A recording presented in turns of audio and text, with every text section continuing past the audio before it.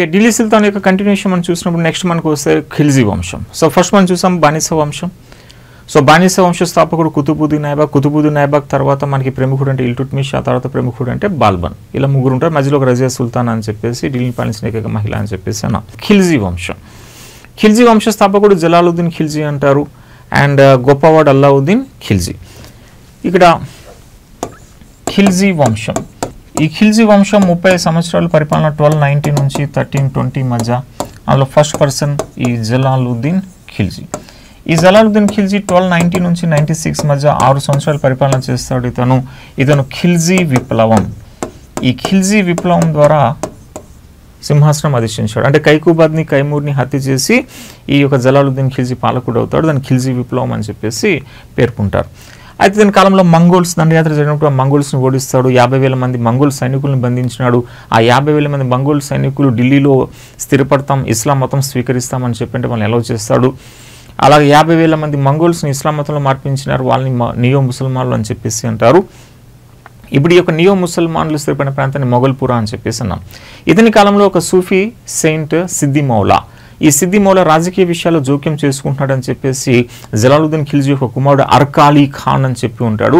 అర్కాలీ ఖాన్ ఈ యొక్క సిద్ది మౌలాని ఏనుగుతో తొక్కించి చంపించేశాడని చెప్పి అంటాం. అయితే 1296లో కరాకి గవర్నర్గా పనిచేస్తున్నటువంటి ఇతని మేనల్లుడు అల్లావుద్దీన్ ఖిల్జీ 1296లో జలాలుద్దీన్ ఖిల్జీని అంతం చేసేసి ఖిల్జీ పాలకుడు అవుతాడు. అయితే ఆ పాలకుడు అవడంలో చహల్గనీల మద్దతు ఉంటుంది. ఆ చహల్గనీలకి ఎట్లా ఒప్పించగలిగాడు అల్లావుద్దీన్ ఖిల్జీ అంటే దేవగిరిపై దాడి చేసి దేవగిరిలో కొల్లగొట్టిన సొత్తుని ఈ చహల్గనీలకి పంచిపెట్టి తనకు రాజుగా మద్దతు ఇవ్వాలి అని చెప్పేసి అన్నాడు. అట్లా పాలకుడు అవుతాడు అల్లావుద్దీన్ ఖిల్జీ. మొత్తం ఢిల్లీ సుల్తాన్ గొప్పవాడు. నెక్స్ట్ అల్లావుద్దీన్ ఖిల్జీ. సో అల్లావుద్దీన్ ఖిల్జీ పాలనాకాలం మొత్తం 20 సంవత్సరాలు. గొప్ప పాలకుడుగా ఈయన పిలువబడ్డాడు. ఈయన ఒక బిరుదులు మనం చూస్తే యాక్చువల్గా ఇతని యొక్క అసలు పేరు అలీ గుర్షస్ప్ అని చెప్పేసి అంటారు. సో అలీ గుర్షస్ప్ అనేది దీని యొక్క అసలు పేరు. ఇతని అంటారు సికందర్ ఈ సామి అని చెప్పేసి అంటారు, అంటే రెండో అలెగ్జాండర్. ఇంకా ఇతని జహా సచ్ అని చెప్పేసి అంటారు, జహా సచ్. అల్లావుద్దీన్ ఖిల్జీ యొక్క నిర్మాణ పరంగా చూసినప్పుడు సిరి పట్టణం ఢిల్లీలో, ఇన్ఫ్యాక్ట్ రెండవ పట్టణం సిరి పట్టణం. ఢిల్లీ మొత్తం 7 పట్టణాలు, అందులో మొదటి పట్టణం మెహరౌలీ. ఇన్ఫ్యాక్ట్ కుతుబ్ మినార్ నిర్మాణం ప్రారంభమైందని చెప్పిన కుతుబ్ మినార్ నిర్మాణం స్టార్ట్ చేసింది కుతుబుద్దీన్ ఐబక్ అని చెప్పి అన్నాముగా. ఆ కుతుబుద్దీన్ ఐబక్ యొక్క ఆ కుతుబ్ మినార్ ఏరియా మొత్తాన్ని అంటారు మెహరౌలీ అంటారు. అది ఢిల్లీ మొదటి పట్టణంగా పేర్కొంటాం. రెండవ పట్టణం సిరిపట్నం. ఈ సిరిపట్నంలోనే హజార్ సితూన్ అని చెప్పేసి ఉంటుంది, 1000 స్తంభాల భవనం హజార్ సితూన్. ఇంకా ఇతను జమాత్ ఖానా మసీద్ నిర్మించాడు. అలై దర్వాజా అని చెప్పేసి కుతుబ్ మినార్ యొక్క ఎంట్రన్స్ గేట్ నిర్మించినాడు అల్లావుద్దీన్ ఖిల్జీ. అయితే అల్లావుద్దీన్ ఖిల్జీ ఆయన ప్రవేశపెట్టి అనేక సంస్కరణలు ఉంటాయి అడ్మినిస్ట్రేషన్ పరంగా. దాంట్లో భాగంగా మార్కెట్ సంస్కరణలు అని చెప్పి ఈయన ప్రవేశపెడతాడు. ఆ మార్కెట్ని అంటారు షహనాయి మండి అని చెప్పి పిలుస్తారు, షహనాయి మండి. ఈ షహనాయి మండిలో దివానీ రియాసత్ అని చెప్పి ఆఫీసర్ ఉంటాడు, దివానీ రియాసత్, ఇతను హైయెస్ట్ ఆఫీసర్. అండ్ బరీద్ అని చెప్పేసి గూఢాచారులు ఉంటారు. ఏదైతే రాజ్యం ప్రైస్ నిర్ణయిస్తుందో అదే ప్రైస్కి ఆ నిత్యావసర సరుకుల్ని అమ్మాల్సి ఉంటుంది. యాక్చువల్లీ ఇది సైనికుల కోసం ప్రవేశపెట్టాడు. సైనికులకి తక్కువ జీతం ఉండేది. ఆ తక్కువ జీతంతో వాళ్ళు నిత్యావసర సరుకులు నెల మొత్తం పొందాల్సి ఉంటుంది. కాబట్టి నిత్యావసర సరుకులు తక్కువ ధరకి వస్తే సరిపోతుంది ఆ తక్కువగా వచ్చినటువంటి జీతం. అలాగే సైనికుల కోసం ప్రవేశపెట్టాడు మార్కెట్ సంస్కరణల్ని అల్లావుద్దీన్ ఖిల్జీ. ఇక సైనిక సంస్కరణల పరంగా చూసినప్పుడు అల్లావుద్దీన్ ఖిల్జీ దాగ్ అండ్ చెహరా అనే విధానాలు ప్రవేశపెట్టాడు. అప్పుడు గుర్రాలపై రాజముద్ర వేయడాన్ని దాగ్ అని చెప్పి అంటారు. సిస్టమేటిక్ అకౌంటింగ్ సిస్టమ్ని ఫాలో అవడాన్ని చెహరా సిస్టమ్ అని చెప్పేసి అంటారు. ఇక తపాలా సంస్కరణలు ప్రవేశపెట్టాడు. అప్పుడు సరాయి అని చెప్పేసి అంటారు. సరాయి అంటే రహదారిలో వెంబడి ఉండే సత్రాలు ఇవి. ఆ సత్రాల దగ్గర ఒక బాక్స్ పెట్టి అక్కడ ఉత్తరాలు వేయించేవాడు గ్రామస్తుతో. ఇప్పుడు గ్రామస్తులు వేసినటువంటి ఆ ఉత్తరాల్ని వివిధ ప్రాంతాలకి చేరవేసేవారు అశోక దళం వారు. సో అయితే ఇక్కడ పోస్ట్ ఆఫీసులుగా దేన్ని ఉపయోగించారంటే సరాయిని ఉపయోగించారు అని చెప్పేసి అంటాం. నెక్స్ట్ ఇతను రెవెన్యూ పరంగా చూసినప్పుడు ఇతను గర్హి అండ్ చరాయి అనే పన్నులు ప్రవేశపెట్టాడు. గర్హి అంటే ఇంటి పన్ను అని చెప్పి అంటాం, చరాయి అంటే పశువుల మేతపై పన్ను అని చెప్పేసి అంటారు. ఇతను ఒక డిపార్ట్మెంట్ ఏర్పాటు చేశాడు, దాన్ని దివాన్ ఈ ముస్తక్ రాజ్ అని చెప్పేసి అంటారు. దివాన్ ఈ ముస్తక్ రాజ్ అని చెప్పేసి ఈయన ఒక మిలిటరీ డిపార్ట్మెంట్, ఈయన ఒక బకాయి వసూలు శాఖను ఏర్పాటు చేస్తాడు, దివానీ ముస్తక్ రాజ్. ఓకే, ఇది అలావుద్దీన్ ఖిల్జీ యొక్క ప్రముఖమైనటువంటి సంస్కరణలు అవి అని చెప్పేసి అంటాం.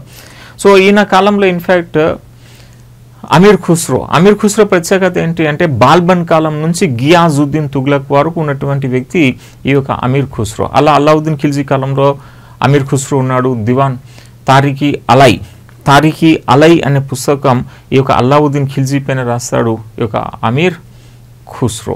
నెక్స్ట్ అలావుద్దీన్ ఖిల్జీ అనేక ఆక్రమణలు చేస్తాడు.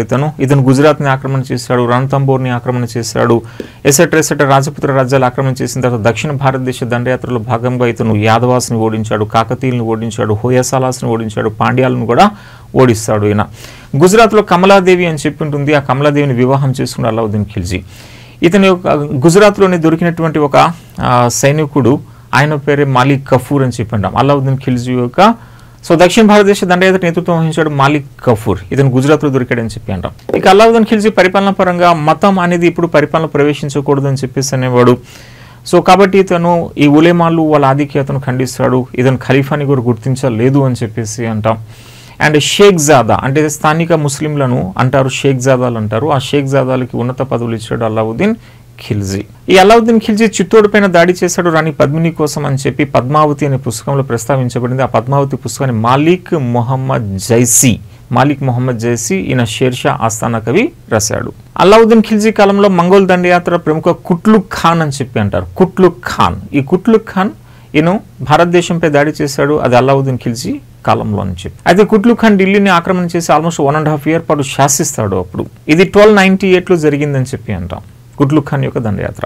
అలావుద్దీన్ ఖిల్జీ 1316లో చనిపోయినప్పుడు ఆయన కుమారుడు షిహాబుద్దీన్ ఉమర్ అనేవాడిని పాలకుని చేస్తాడు మాలిక్ కఫూర్, షిహాబుద్దీన్ ఉమర్. కానీ ఆ తర్వాత అప్పుడే ఇంకొక కొడుకు ముబారక్ షా అని చెప్పి ఉంటాడు. ఈ ముబారక్ షా షిహాబుద్దీన్ని తొలగించేసి మాలిక్ కఫూర్ని చంపేస్తాడు. ఇప్పుడు ఈ ముబారక్ షా ఢిల్లీ సుల్తాన్ అవుతాడు. ఈ ముబారక్ షా ప్రత్యేకత ఏంటంటే తనకి తాను ఖలీఫాగా ప్రకటించుకున్నాడు ఈ ముబారక్ షా. అయితే ముబారక్ షా 1320లో అతనిపై తిరుగుబాటు చేసి అతన్ని చంపేసి వస్తాడు ఖుస్రో ఖాన్ అని చెప్పేసి అంటాడు. ఈ ఖుస్రో ఖాన్ యాక్చువల్గా మాల్వా ప్రాంతంలో దొరికినటువంటి ఒక నాన్ ముస్లిం అని చెప్పి అంటారు. అంటే మొట్టమొదటి హిందువు ఢిల్లీని పరిపాలన చేసినాడు ఢిల్లీ సుల్తాన్ కాలంలో. అతను ఎవడంటే ఖుస్రో ఖాన్ అని చెప్పేసి అంటారు. ఆ ఖుస్రో ఖాన్ ఇన్ఫ్యాక్ట్ ఈ ఖిల్జీస్లో చివరిగా ఉన్నవాడిగా పరిగణించినారు. ఆ ఖుస్రో ఖాన్ని అంతం చేసి వచ్చిన వారు తుగ్లక్స్ అని చెప్పేసి అంటాం. ఇప్పుడు తుగ్లక్కి సంబంధించి